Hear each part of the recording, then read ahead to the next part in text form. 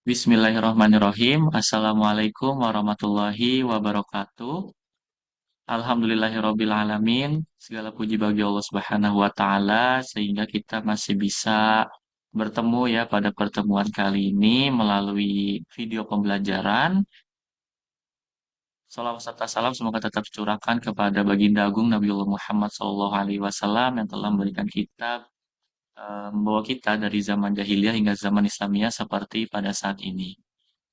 Yang sama-sama kami hormati dosen pengampu mata kuliah Komunikasi Antar Budaya, Ibu Dr. Sarina Rulita LCMSI dan juga teman-teman sekalian. Mungkin izin ya dari kami dari kelompok 3 untuk mempresentasikan dari materi komunikasi verbal dan nonverbal dalam komunikasi antar budaya. Oke, mungkin bisa di next.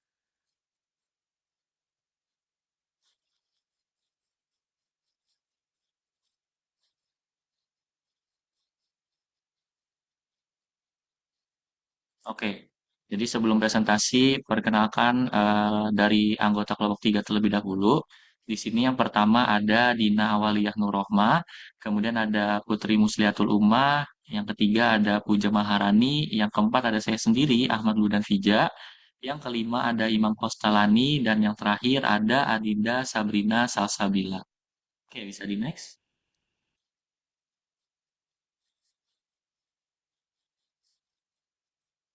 Oke, jadi pokok bahasan materi yang akan kita bahas pada pertemuan kali ini ada 6 pokok bahasan. Yang pertama ada definisi dan karakteristik komunikasi verbal dan nonverbal, kemudian ada jenis-jenisnya, kemudian ada peran, hambatan, dan bagaimana solusinya nih dari komunikasi verbal dan nonverbal. Kemudian ada hubungan antara kedua komunikasi tersebut. Dan yang terakhir nanti kita akan membahas bagaimana strategi untuk meningkatkan efektivitas komunikasi verbal dan nonverbal dalam komunikasi antar budaya. Oke, bisa di next.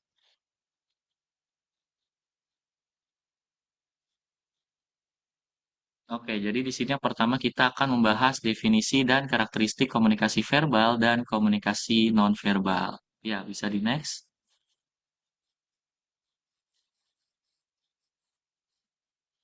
Oke, jadi di sini kita akan membahas dari komunikasi verbal terlebih dahulu ya. Nah, jadi komunikasi verbal di sini adalah komunikasi yang menggunakan kata-kata dalam bentuk lisan maupun tulisan komunikasi yang ini paling banyak dipakai ya dalam hubungan antar manusia. Melalui kata-kata, mereka mengungkapkan perasaan, emosi, pemikiran, gagasan, atau maksud dari mereka gitu. Yang dimana menyampaikan fakta, data, dan informasi serta menjelaskannya untuk saling bertukar perasaan dan pemikiran, saling berdebat dan bertengkar. Itu perkataan dari Kurniati di tahun 2016. Dan di sini dapat disimpulkan ya, kalau komunikasi verbal itu bisa sebagai komunikasi yang menggunakan bahasa dan kata-kata sebagai produk utamanya, yang mana manusia itu akan sangat sulit menyampaikan perasaan dan keinginannya jika tidak menggunakan bahasa yang dapat dimengerti oleh orang lain. Jadi, untuk karakteristik dari komunikasi verbal ini adalah jelas dan ringkas, yang dimana itu berlangsung secara sederhana dan dilakukan secara langsung gitu ya. Yang dimana seperti berbicara, kemudian juga pengucapannya yang jelas gitu. Kemudian yang kedua di sini ada proses komunikasi yang dikatakan berhasil saat komunikator mampu menerjemahkannya dengan baik kata serta kalimat yang digunakannya.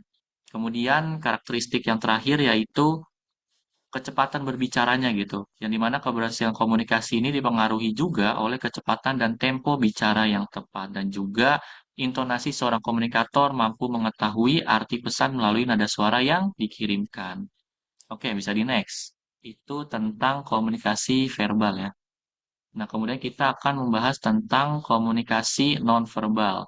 Nah, kalau misalnya tadi komunikasi verbal, nah komunikasi nonverbal ini adalah komunikasi yang mencakup semua rangsangan gitu. Misalnya seperti sentuhan, seperti lirikan mata gitu. Intinya kalau verbal itu langsung dengan omongannya gitu. Kalau nonverbal itu secara fisik ya mungkin bisa seperti itu. Yang dimana itu komunikasi nonverbal meliputi semua aspek komunikasi selain kata-kata ya. Misalnya kayak bagaimana fitur, lingkungan yang mempengaruhi interaksi, dan juga benda-benda yang mempengaruhi citra pribadi dan pola interaksi. Yang dimana berbeda dengan komunikasi verbal yang menggunakan kata-kata, kalau misalkan komunikasi nonverbal ini menggunakan gerak tubuh, sikap tubuh, vokal selain kata-kata, kemudian kontak mata, ekspresi wajah, dan kedekatan dan sentuhan. Jadi, kalau misalnya perbedaannya, kalau misalkan verbal itu langsung kata-katanya gitu berupa lisan gitu ya, atau enggak secara tulisan gitu. Kalau misalnya nonverbal itu dia melalui ya, selain dari kedua hal verbal tersebut, misalnya seperti kontak mata, bagaimana kita melihat lawan bicara kita, kemudian juga ekspresi wajah kita ketika berbicara dengan orang tersebut, dan juga misalnya dengan sentuhan gitu, misalnya dengan eh, nepok lah gitu ya, kalau misalnya kita sering ngobrol dengan teman-teman kita. Mungkin itu ya, definisi dan karakteristik dari komunikasi verbal dan nonverbal. Oke, bisa di next. Mungkin untuk penjelasan selanjutnya yaitu membahas tentang jenis-jenis komunikasi verbal dan nonverbal yang akan dijelaskan oleh Imam. Kepada Imam dipersilakan. Oke, baik selanjutnya yaitu jenis-jenis komunikasi verbal dan nonverbal. Boleh di next.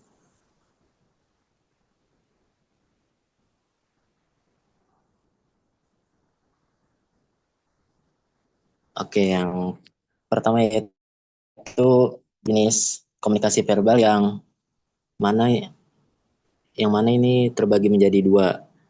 Yang pertama yaitu komunikasi verbal secara lisan yang mencakup semua bentuk ucapan seperti percakapan, tatap muka, telepon, presentasi, pidato, diskusi, ataupun wawancara. Komunikasi ini melibatkan komunikasi ini melibatkan aspek-aspek parabahasa seperti nada, kecepatan, ataupun volume suara yang meskipun secara teknis itu adalah non-verbal, tetapi hal itu berfungsi sebagai penekanan yang penting pada kata-kata yang diucapkan. Sementara itu, yang kedua yaitu komunikasi verbal secara tulisan, yang mana mencakup seperti surat, email, laporan, artikel, pesan teks, ataupun media cetak lainnya. Yang dimana pesan yang disampaikan ini secara tidak langsung dan terdokumentasi, yang menjadikannya itu menjadi pilihan yang ideal gitu untuk informasi yang bersifat lebih formal dan permanen. Boleh ya di next.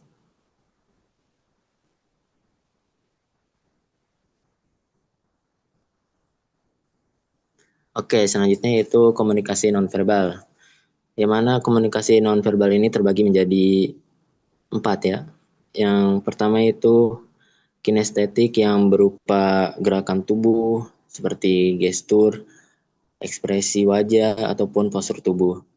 Yang kedua itu okulistik ataupun kontak mata. Yang ketiga haptik, sentuhan seperti jabatan tangan ataupun tepukan gitu. Terus yang terakhir itu parabahasa atau vokalik seperti aspek vokal nonverbal dari ucapan seperti nada, intonasi ataupun kecepatan berbicara. Terus ada juga proksemik, penggunaan ruang dan jarak fisik, dan juga kronemik, penggunaan waktu dalam komunikasi. Semua elemen ini bekerja sama, yang mana seringkali secara simultan ini untuk memperkuat ataupun melengkapi dan juga menggantikan pesan verbal yang disampaikan. Fungsi utama dari komunikasi nonverbal ini adalah untuk melengkapi dan mengatur interaksi verbal, misalnya anggukan kepala yang berfungsi sebagai pengulangan ataupun persetujuan terhadap ucapan verbal. Sementara ekspresi wajah yang saat mengatakan saya baik-baik saja itu menunjukkan kontradiksi ataupun kontradiksi terhadap pesan verbal.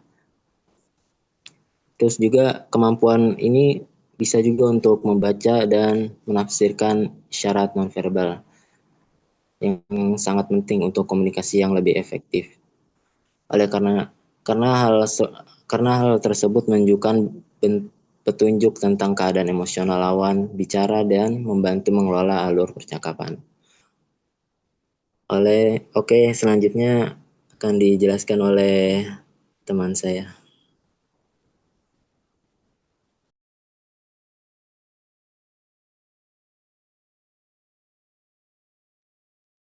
Selanjutnya, kita akan masuk ke peran hambatan dan solusi komunikasi verbal dalam komunikasi antar budaya.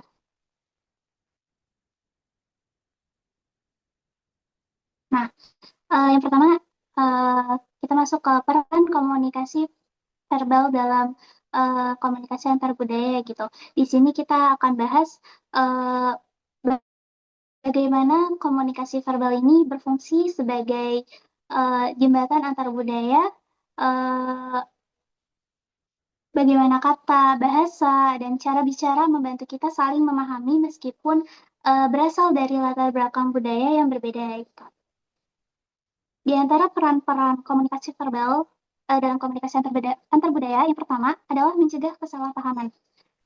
Setiap budaya memiliki gaya bicara dan cara menyampaikan pesan yang berbeda. Misalnya, orang Jawa cenderung berbicara dengan halus dan berhati-hati. Uh, Sedangkan orang dari Sumatera seperti Batak atau Palembang biasanya berbicara lebih langsung dan tegas gitu. Kalau dua gaya ini bertemu tanpa saling memahami latar budaya masing-masing, bisa muncul kesalahpahaman.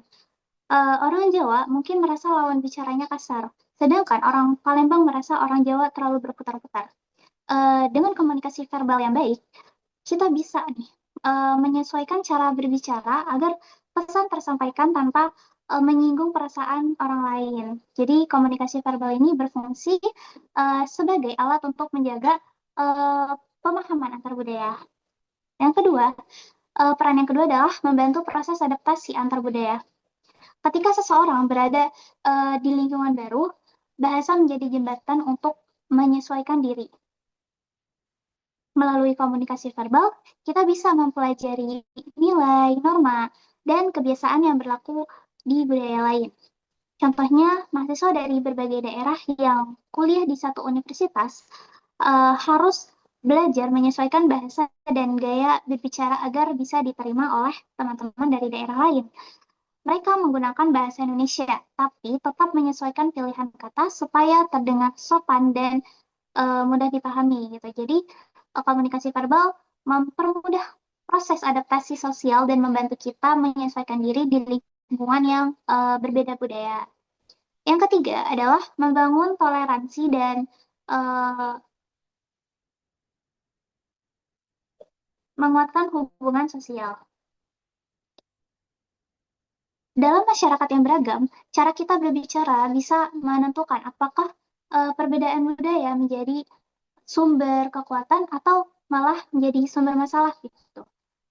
Bahasa yang sopan, menghargai, dan tidak menyinggung dapat mempererat hubungan dan menumbuhkan rasa saling hormat. Misalnya saat berbicara dengan orang dari latar belakang budaya atau agama yang berbeda, sebaiknya hindari candaan atau kata yang menyinggung gitu. Kita bisa menggunakan sapaan yang sopan seperti bapak, ibu, atau saudara gitu. Hal sederhana ini bisa membangun rasa saling menghormati dan memperkuat hubungan sosial antar budaya. Yang keempat adalah menjaga identitas dan kearifan lokal. Bahasa bukan hanya alat komunikasi semata gitu, tapi juga sebagai identitas budaya tentunya. Setiap daerah memiliki bahasa dan cara berbicara yang mencerminkan nilai-nilai kehidupan mereka. Misalnya dalam budaya Jawa terdapat tingkatan bahasa seperti ngoko, madya, dan krama gitu. Setiap tingkatan menunjukkan bentuk penghormatan terhadap lawan bicara sesuai usia dan status sosialnya. Melalui komunikasi verbal seperti ini, nilai-nilai sopan santun, hormat, dan gotong royong bisa diwariskan dari generasi ke generasi. Nah, jadi komunikasi verbal ini berperan penting dalam menjaga jati diri dan warisan budaya kita. Yang kelima perannya adalah menjaga alat penyelesaian konflik antar budaya.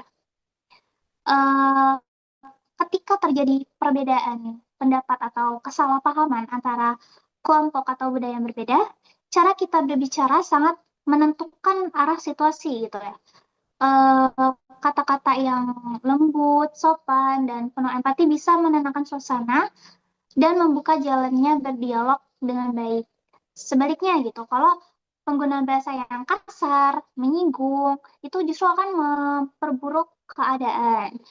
Karena itu, komunikasi verbal berperan penting dalam menyelesaikan konflik dengan cara yang damai dan penuh pengertian gitu. Dan yang terakhir, peran komunikasi verbal ini adalah sebagai alat pemersatu budaya di Indonesia. Indonesia dikenal sebagai negara yang dengan ratusan suku dan bahasa yang eh, dan bahasa daerah yang sangat banyak gitu. Namun kita semua disatukan oleh satu bahasa nasional yaitu bahasa Indonesia. Melalui bahasa Indonesia, masyarakat dari berbagai latar belakang bisa saling berkomunikasi tanpa ada hambatan bahasa. Inilah bukti nyata bahwa komunikasi verbal dapat menyatukan keberagaman menjadi kekuatan. Gitu. Jadi bahasa Indonesia ini bukan untuk menghapus budaya lokal, tapi menjadi jembatan agar semua budaya bisa saling terhubung dan saling menghormati. Gitu. Itu dia peran atau fungsi ya komunikasi verbal dalam komunikasi antar budaya. Kita akan next ke pembahasan selanjutnya yaitu hambatan komunikasi verbal dalam komunikasi antar budaya gitu. Nah, di bagian ini kita akan bahas hambatan beberapa hambatan apa aja sih yang muncul ketika uh, kita komunikasi verbal dalam komunikasi antar budaya. Yang pertama, perbedaan bahasa dan dialek.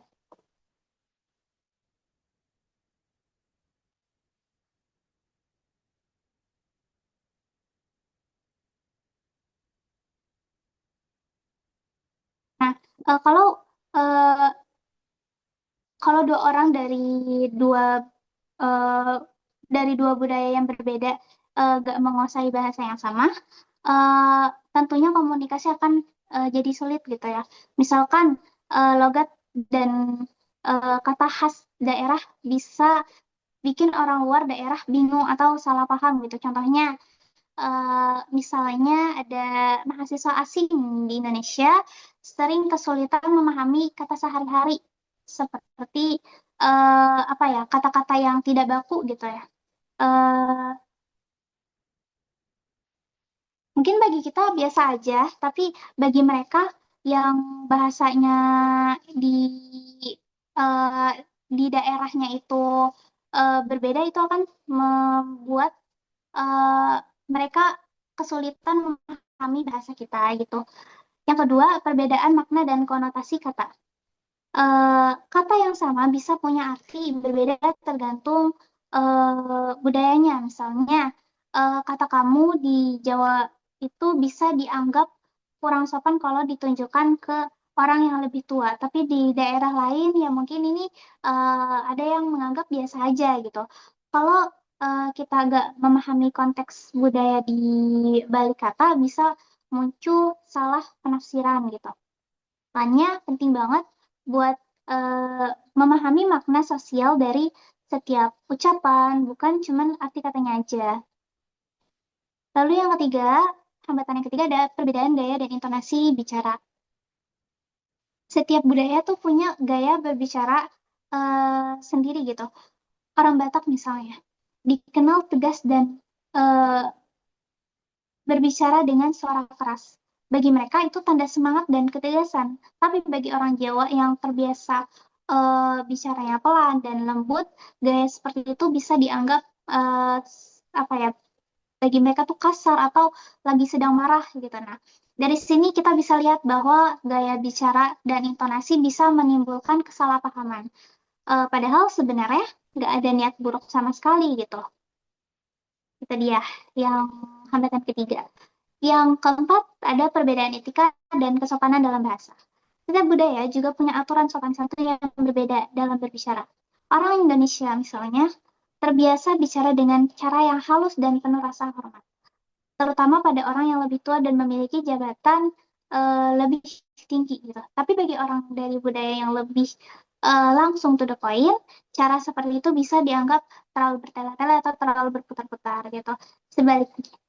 Sebaliknya, kalau kita terlalu jujur atau belak-belakan dalam budaya yang menjunjung kesopanan eh, tinggi, bisa dianggap kurang sopan kalau eh, bahasanya itu terlalu to the point. Jadi, disinilah penting untuk tahu kapan kita perlu berbicara eh, secara langsung dan kapan harus lebih hati-hati dalam memilih kata.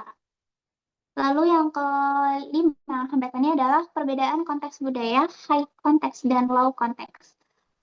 Maksudnya apa? Jadi dalam dunia komunikasi dikenal adalah istilah budaya high context dan low context. Indonesia termasuk budaya yang high context, artinya banyak makna eh, disampaikan secara tersirat atau nggak langsung. Sedangkan budaya barat cenderung low context, di mana pesan disampaikan secara langsung dan jelas gitu. Misalnya orang Indonesia sering bilang nanti ya, padahal maksudnya bisa aja enggak gitu. Kalau orang dari budaya low konteks mendengarnya, dia akan menganggap nanti itu eh, ya benar-benar dilakukan gitu. Nah, dari perbedaan konteks ini sering muncul salah paham karena cara menyampaikan pesan yang berbeda.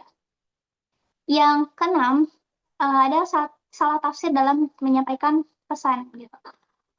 Kadang kita takut salah ngomong saat eh, berbicara dengan orang dari budaya lain. Jadi eh, kita lebih memilih diam gitu.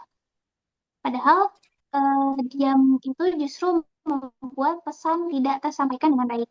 Nah, salah tafsir ini bisa muncul karena perbedaan kebiasaan atau pengalaman budaya. Misalnya, cara bercanda, nada suara, atau ekspresi wajah bisa dimaknai berbeda oleh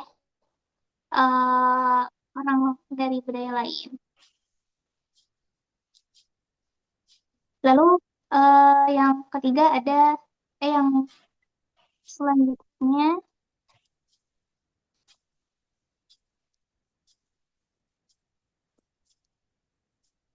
selanjutnya ada keterbatasan penguasaan bahasa formal dan istilah teknis gitu.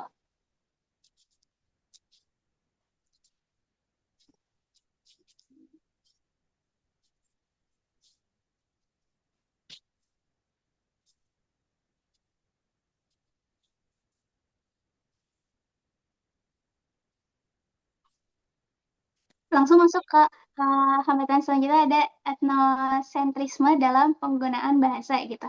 Yang hambatan terakhir dalam komunikasi verbal dalam komunikasi antar budaya. Ketika seseorang merasa budayanya paling benar dan bahasanya paling bagus, kalau kita berpikir seperti itu, komunikasi akan terasa berat karena tidak ada sikap saling menghargai.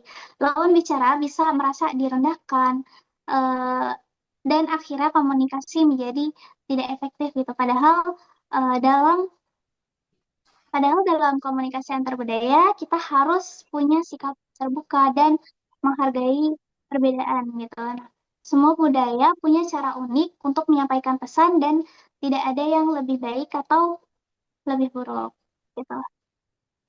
Dan juga di sini juga ada komunikasi hambatannya itu rasa canggung atau kurang percaya diri dan tidak menguasai istilah teknis atau bahasa formal.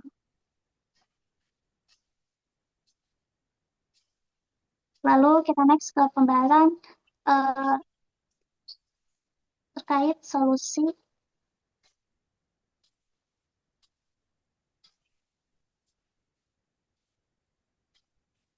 komunikasi verbal dalam komunikasi antar budaya gitu. Tadi kita sudah bahas hambatan-hambatan apa aja yang muncul ketika berkomunikasi secara verbal. Lalu kita akan bahas gimana sih solusinya dalam menghadapi hambatan-hambatan itu gitu. Yang pertama adalah menyesuaikan bahasa atau akomodasi bahasa. Nah, salah satu solusi penting adalah menyesuaikan bahasa gitu ya dengan lawan bicara kita. Artinya, kita perlu menyesuaikan pilihan kata, gaya bicara, dan tingkat formalitas supaya pesan lebih mudah dipahami. Misalnya, ketika berbicara dengan orang dari daerah lain, sebaiknya gunakan bahasa Indonesia yang mudah dipahami, bukan bahasa daerah. Nah, kita juga bisa nih menghindari lawan bicara. penggunaan istilah yang terlalu khas. Ya, selanjutnya saya akan menjelaskan tentang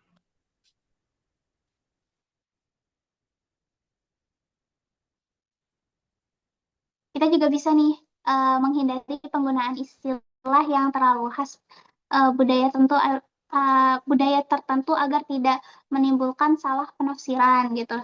Kalau lawan bicara tanpa kesulitan memahami, kita sebaiknya mengulangi kalimat yang lebih sederhana. Gitu. Yang kedua, kita bisa menyesuaikan gaya dan kesopanan bicara dengan lawan bicara kita. Setiap budaya itu kan punya aturan sopan dan santun yang berbeda ya gitu. Ada budaya yang biasa berbicara dengan nada tegas, tapi ada juga yang lebih halus dan tidak langsung gitu. Jadi kita perlu menyesuaikan cara berbicara dengan budaya lawan bicara. Contohnya, dalam komunikasi formal dengan orang dari budaya yang sangat menghormati usia atau status, gunakan sapaan yang sopan seperti Bapak, Ibu, dan hindari nada suara yang terlalu tinggi. Selain itu, penting juga untuk memperhatikan ekspresi wajah dan bahasa tubuh agar tidak disalahartikan. Terus yang ketiga, kita perlu menentukan bahasa pengantar yang disepakati gitu. Komunikasi akan lebih mudah jika dari awal kedua pihak itu sudah menyepakati bahasa apa yang digunakan gitu, agar kedepannya tidak menimbulkan kebingungan atau perselisihan karena tidak menguasai bahasanya. Misalnya dalam kegiatan kerjasama antar daerah di Indonesia, pihak yang berbeda suku bisa menyepakati menggunakan bahasa Indonesia sebagai bahasa pengantar. Bahasa ini berfungsi sebagai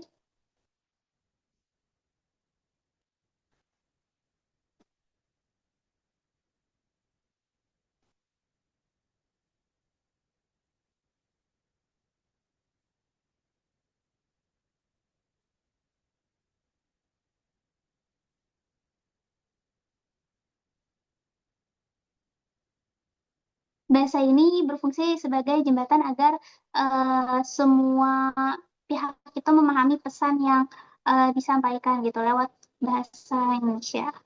Lalu yang keempat, mengikuti pelatihan atau belajar budaya lain gitu. Solusi lain gitu dari yang sudah disebutkan, kita bisa nih belajar bahasa dari budaya lain gitu.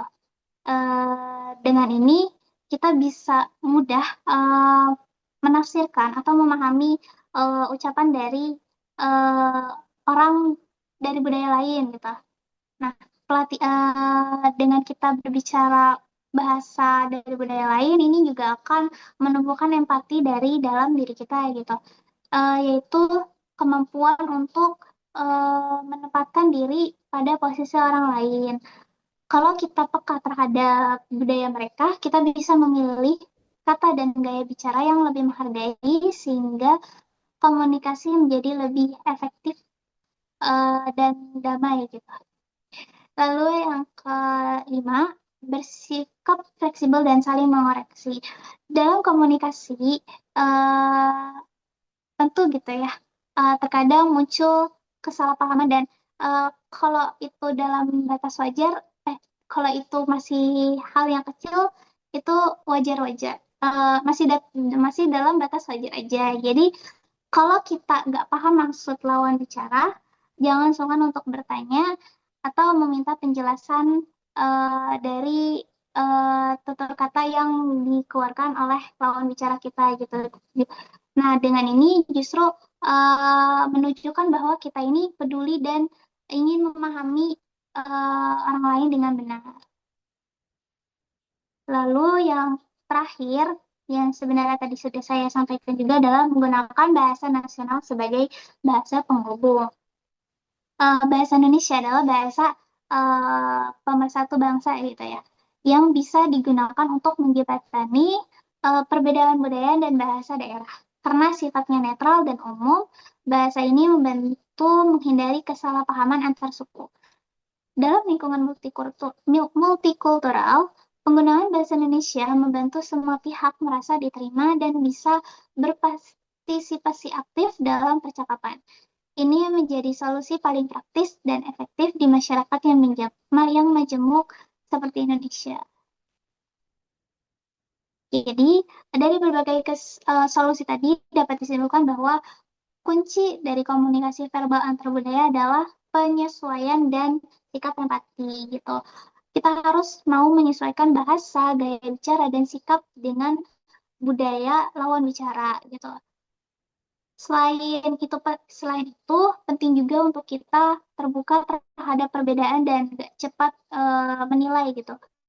Kalau semua pihak saling menghormati dan berusaha memahami satu sama lain, maka komunikasi antar budaya bisa berjalan dengan lancar, nyaman, dan saling menguntungkan. Selanjutnya akan dibahas mengenai komunikasi nonverbal yang akan dibahas oleh teman saya.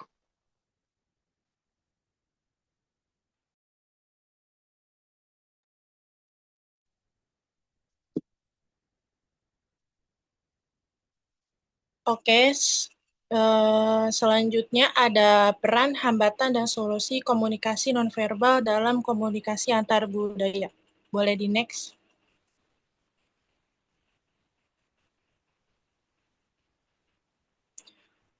Peran komunikasi nonverbal dalam komunikasi antar budaya. Yang pertama ini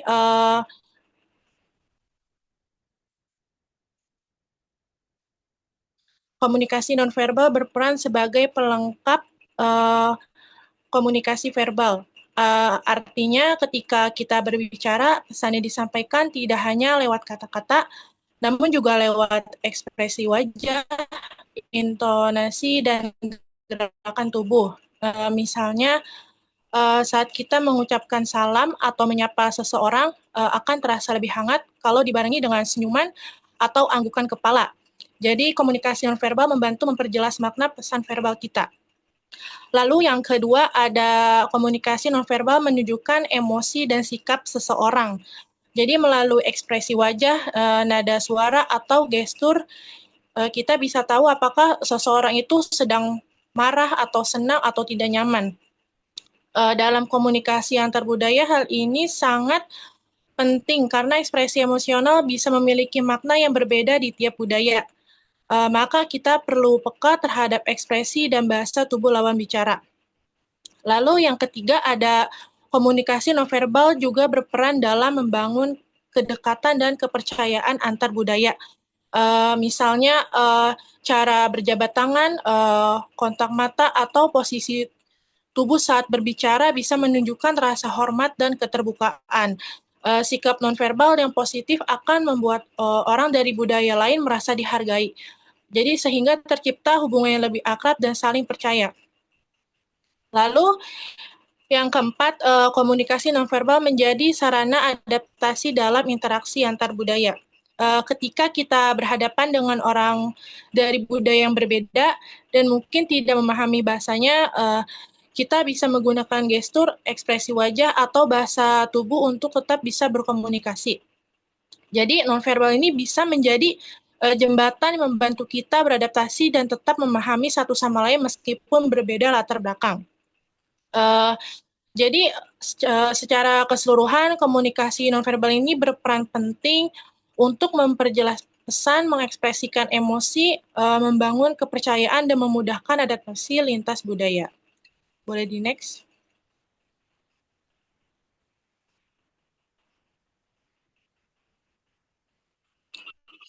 Selanjutnya di sini ada hambatan komunikasi nonverbal dalam komunikasi antar budaya. Yang pertama ini perbedaan makna simbol dan gestur antar budaya. Jadi satu gerakan tubuh bisa mempunyai makna yang berbeda di tiap budaya. Misalnya gerakan tangan atau jari yang dianggap sopan di Indonesia bisa dianggap kasar di negara lain. Hal ini juga sering menyebabkan salah paham dalam komunikasi lintas budaya. Lalu yang kedua, adanya stereotip dan prasangka budaya. Kadang kita sudah menilai seseorang ini dari latar belakang budayanya, sehingga ekspresi atau gesturnya mereka tunjukkan ini secara negatif, padahal maknanya bisa saja berbeda. Hal ini juga bisa menghambat terbentuknya komunikasi yang terbuka dan saling menghormati. Lalu yang ketiga ini kurangnya kesadaran diri terhadap pesan nonverbal yang kita tunjukkan saat berkomunikasi. Tanpa kita sadari, kita memperlihatkan bahasa tubuh yang tidak sesuai dengan ekspresi wajah yang bisa menyinggung orang lain. Misalnya dalam tatapan mata yang selalu tajam atau posisi duduk yang dianggap tidak sopan di budaya tertentu. Lalu yang terakhir, ada media komunikasi yang terbatas, misalnya online. Jadi kita tidak bisa menampilkan ekspresi wajah atau gerakan tubuh secara penuh, sehingga pesan nonverbal sering tidak tersampaikan dengan tepat. Jadi dapat disimpulkan bahwa hambatan dalam komunikasi nonverbal ini biasanya muncul karena adanya perbedaan budaya, prasangka, kurangnya kesadaran diri, dan juga faktor media komunikasi. Boleh di next?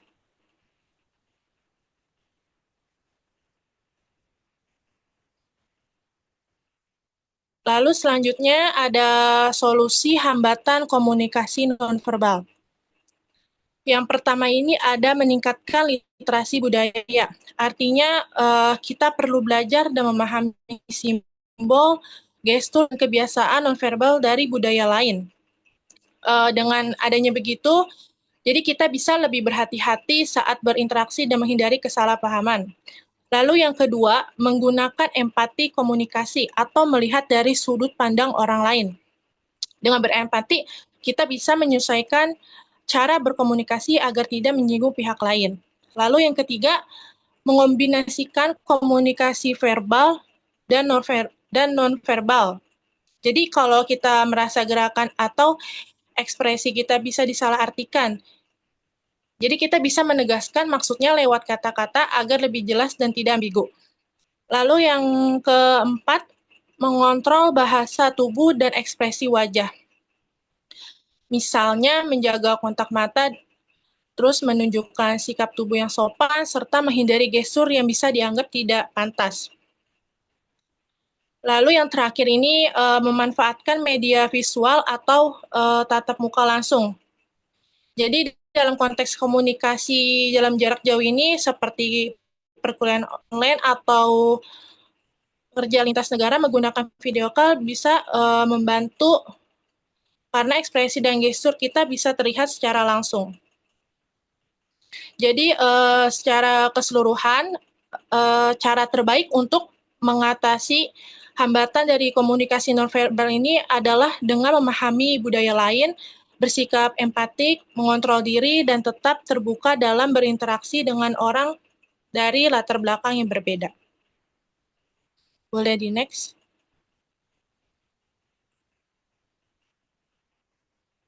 Baik, selanjutnya akan dijelaskan oleh teman saya.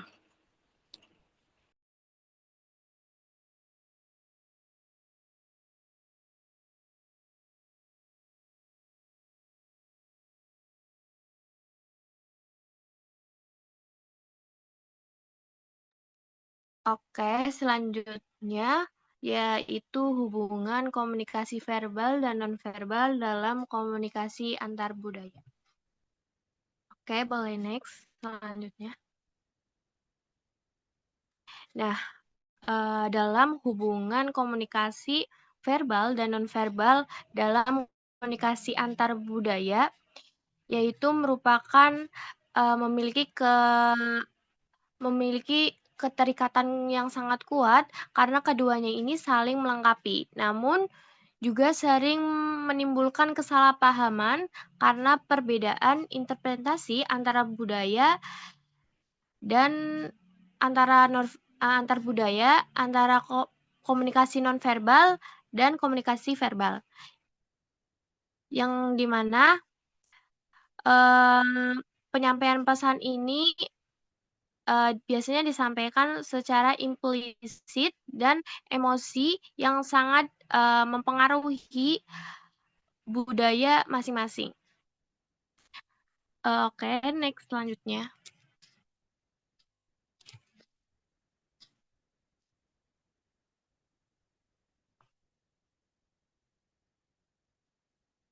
Nah, beberapa bentuk komunikasi antar budaya dalam ini saling melengkapi, tetapi menurut pendapat Knapp dan Held 2010 merumuskan bahwa beberapa bentuk hubungan antara budaya komunikasi verbal dan nonverbal ini memiliki beberapa bentuk. Yang pertama yaitu hubungan pengulangan atau repetition. Nah, dalam ini ketika pesan nonverbal mengulang, yang maksudnya yaitu ketika pesan nonverbal mengulang atau menegaskan pesan verbal. Contohnya, ketika seseorang mengiyakan sesuatu, ia mengatakan iya saya setuju, biasanya disertai dengan anggukan kepala, yang mana itu memperkuat komunikasi antar budaya. Dalam hal ini, dalam budaya Indonesia, seperti ini sering kita lakukan untuk menegaskan kesopanan, penerimaan terhadap lawan bicara. Nah, yang kedua ada hubungan kontradiksi.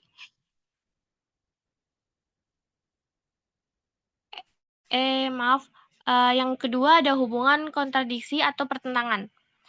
Nah, dalam hubungan kontradiksi yaitu ketika pesan verbal dan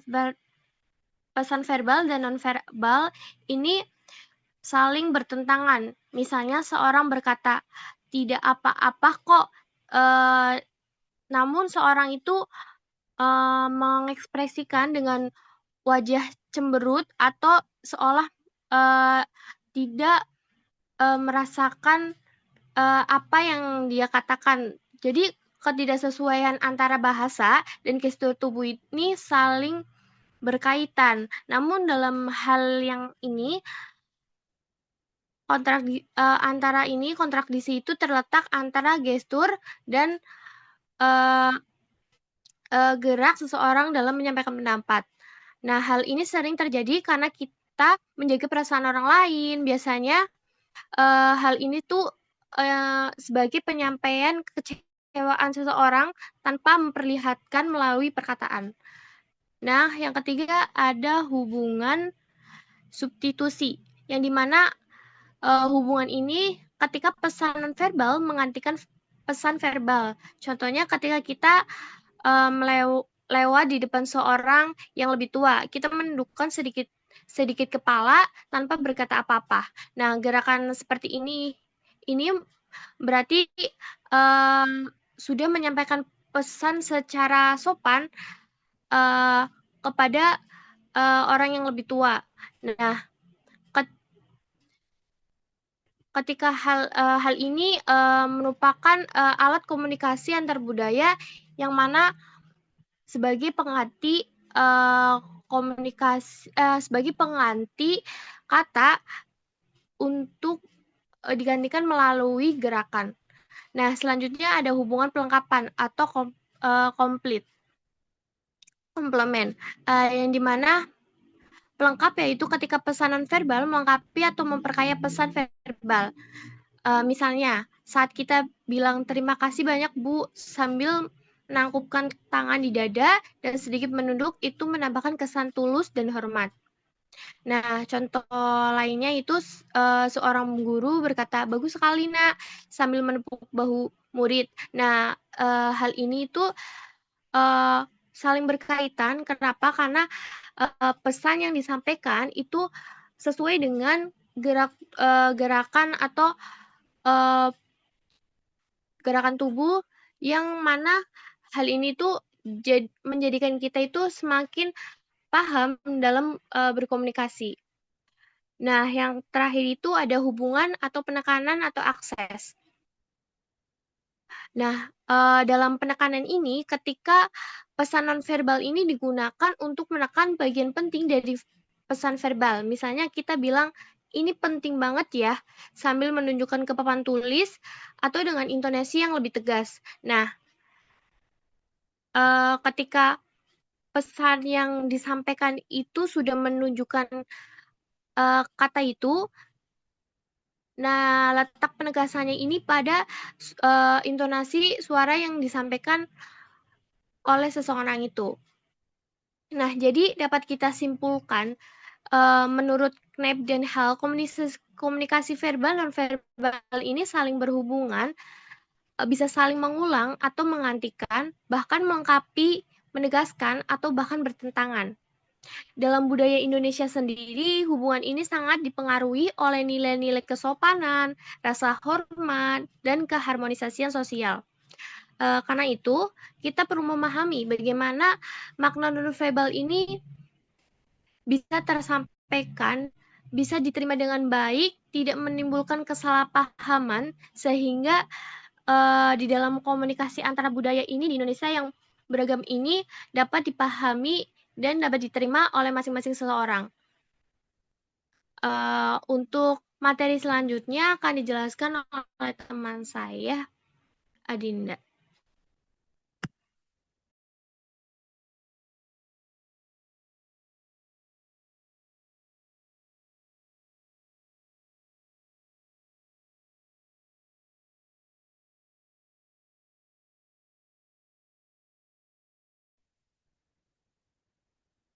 Selanjutnya, beralih ke bagian strategi meningkatkan efektivitas komunikasi verbal dan non-verbal dalam komunikasi antar budaya. Oke, boleh di next.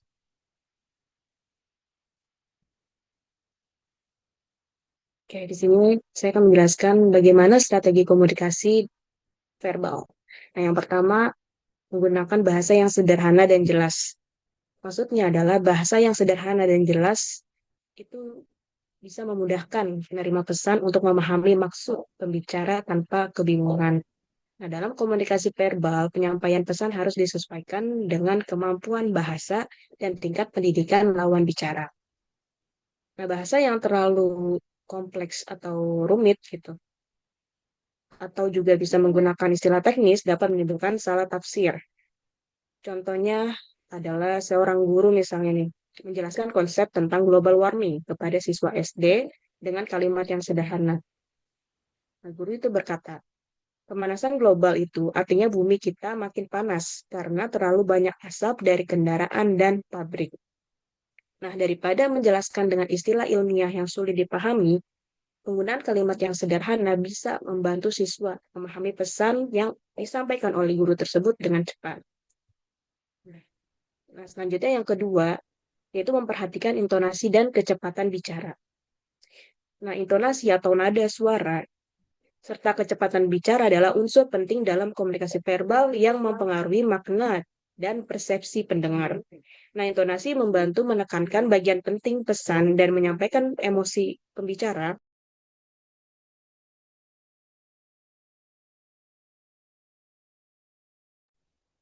Sedangkan kecepatan bicara menentukan kejelasan dan daya serap pendengar.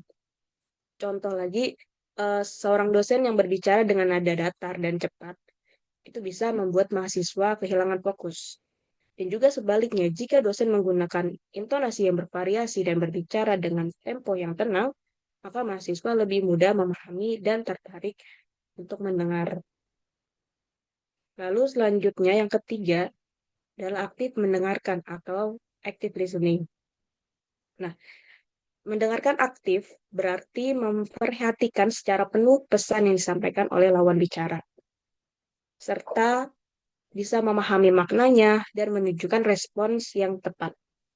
Ini bukan hanya mendengar kata-kata saja gitu dari lawan bicara, tapi juga memperhatikan ekspresi wajahnya, lalu nada suaranya, dan bahasa tubuhnya.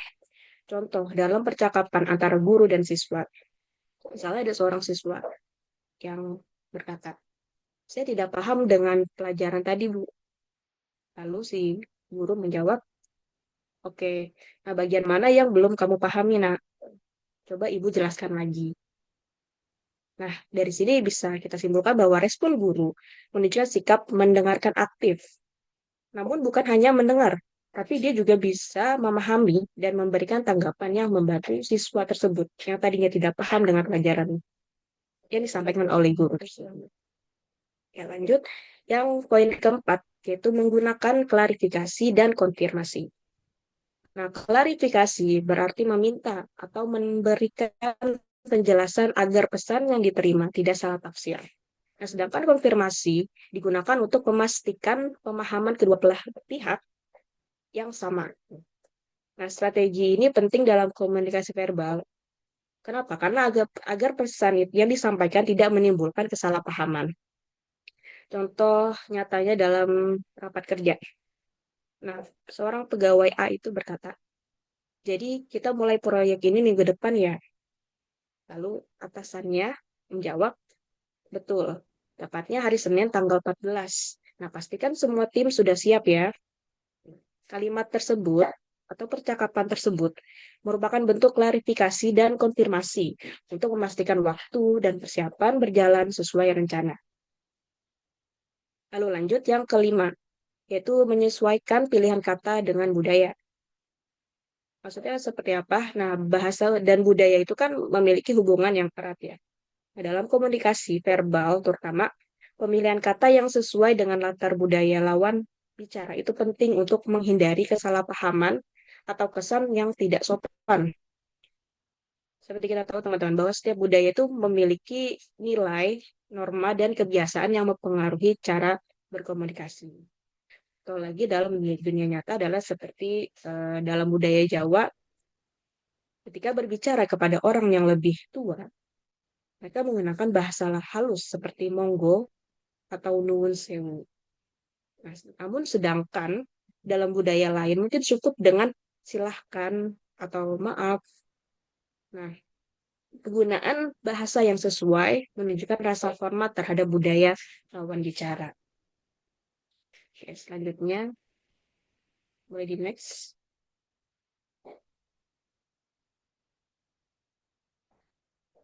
Selanjutnya, bagaimana strategi komunikasi dalam nonverbal?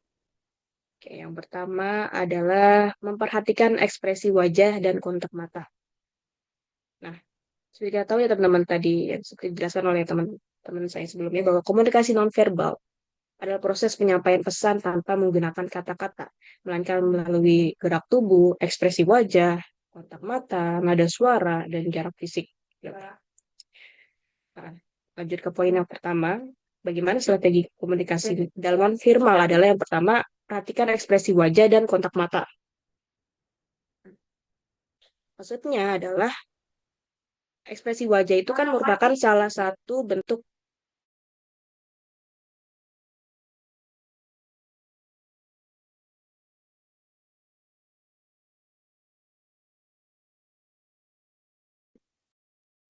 teman-teman. Kayak, ekspresi wajah itu merupakan salah satu bentuk komunikasi nonverbal yang paling universal, yang mana dia dapat menyampaikan emosi seperti senang, marah, sedih, atau terkejut.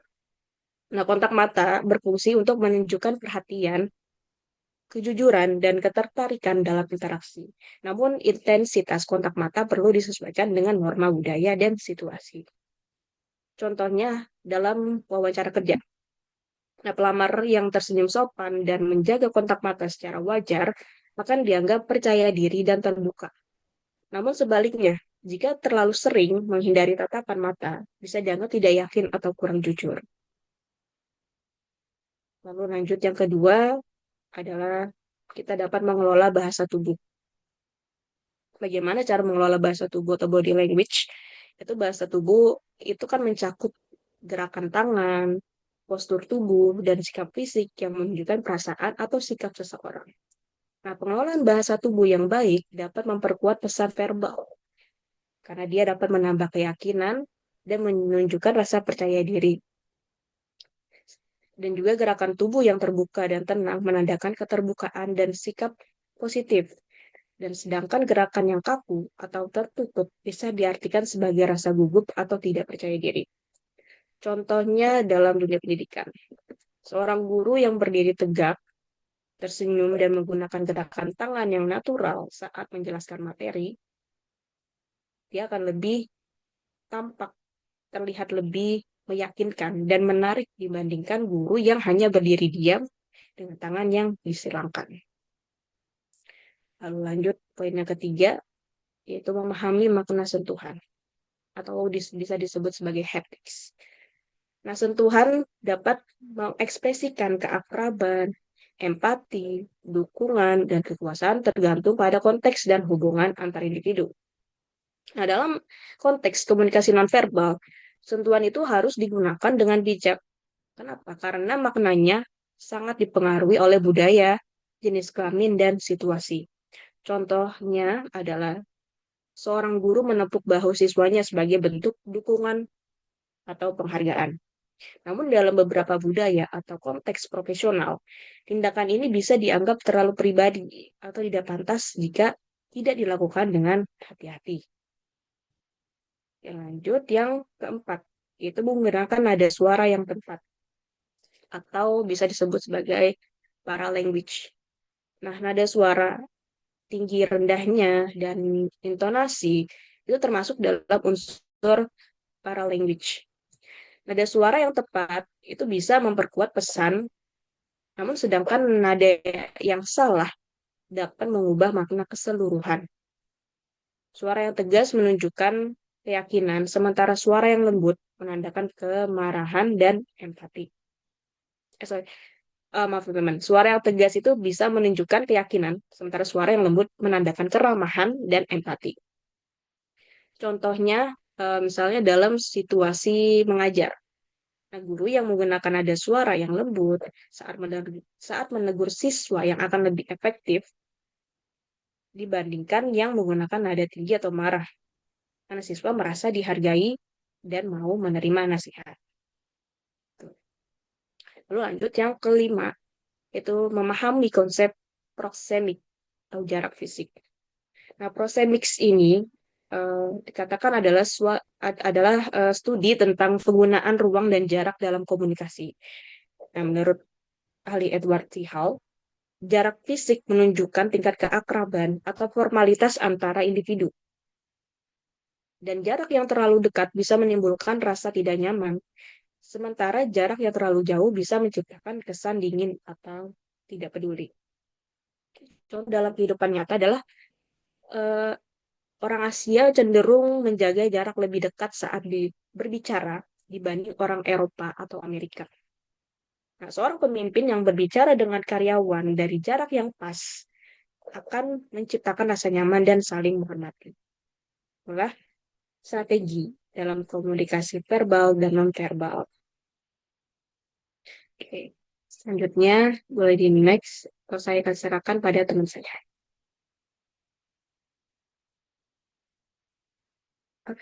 Oke, yang terakhir ada strategi pendukung. Nah, strategi pendukung ini memiliki 4 poin. Yang pertama, mempelajari latar belakang budaya lawan bicara. Nah, memahami latar belakang budaya lawan bicara ini benar-benar langkah pertama atau penting teman-teman dalam komunikasi antar budaya. Karena setiap budaya tadi memiliki cara berkomunikasi yang berbeda, baik dalam hal bahasa, nilai, norma, dan juga kebiasaan sosial. Nah, dengan mengenali latar belakang tersebut, kita dapat menyesuaikan gaya komunikasi agar lebih efektif dan menghormati perbedaan. Contohnya, ketika seorang dosen Indonesia berinteraksi dengan mahasiswa asing dari Jepang, ia perlu memahami bahwa budaya Jepang menjunjung tinggi kesopanan dan cenderung menghindari konfrontasi langsung. Maka, dosen perlu menggunakan kalimat yang halus dan tidak terlalu menekan saat memberikan kritik. Lalu lanjut ke poin kedua, yaitu membangun empati dan toleransi. Nah, empati itu apa? Empati itu adalah kemampuan memahami perasaan dan sudut pandang orang lain. Sedangkan toleransi artinya menghargai perbedaan tanpa menghakimi. Nah, dalam konteks komunikasi antar budaya, kedua hal ini sangat penting untuk menghindari kesalahpahaman. Karena empati tadi membantu kita menempatkan diri dalam perspektif budaya lain, sedangkan toleransi dapat menciptakan suasana saling menghormati. Contohnya dalam kerja tim internasional. Ada seorang anggota tim dari Indonesia menunjukkan empati dengan mendengarkan pendapat rekan dari negara lain tanpa memotong pembicaraan sedikit pun. Lalu dia juga menoleransi perbedaan cara kerja yang mungkin lebih individualistis dari rekan tersebut. Lanjut yang ketiga, yaitu memanfaatkan media pendukung. Nah, dalam era globalisasi, pastinya teknologi dan media menjadi sarana penting untuk menjembatani perbedaan budaya. Nah, penggunaan media visual, simbol, atau alat penerjemah itu dapat membantu memperjelas pesan dalam komunikasi antar budaya. Nah, media pendukung juga membantu mengatasi keterbatasan bahasa dan memperkaya konteks komunikasi. Contohnya, misalnya dalam konferensi internasional, pembicara menggunakan PowerPoint dengan gambar dan simbol universal agar pesan dapat dipahami oleh peserta dari berbagai negara, bukan hanya melalui kata-kata. Lalu yang poin keempat, yaitu mengembangkan keterampilan lintas bahasa. Nah, keterampilan lintas bahasa itu mencakup kemampuan menggunakan bahasa asing atau bahasa pengantar internasional, seperti contohnya bahasa Inggris, secara efektif dan sopan. Selain itu juga meliputi kemampuan memahami makna kultural dalam bahasa tertentu seperti idiom, lalu ekspresi, dan gaya komunikasi khas budaya lain. Nah, contohnya seorang diplomat Indonesia yang bernegosiasi dengan pihak asing, dia tidak hanya menguasai bahasa Inggris, tapi juga memahami perbedaan makna dalam ungkapan seperti maybe, yang dalam budaya Barat itu bisa berarti tidak setuju secara halus. Dengan memahami nuansa tersebut, komunikasi menjadi lebih efektif. Oke, mungkin boleh di next.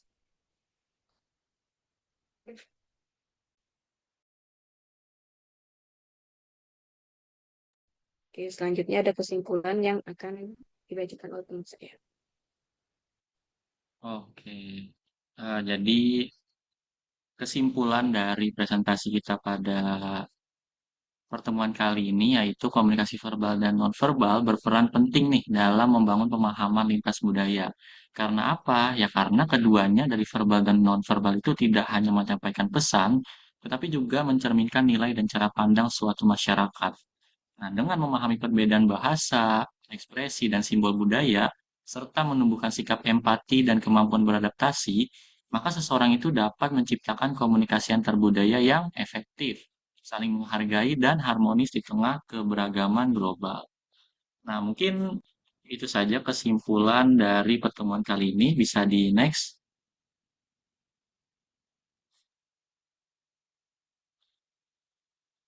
Oke, jadi ini ada beberapa daftar pustaka ya dari jurnal ya dari materi-materi yang tadi sudah disampaikan.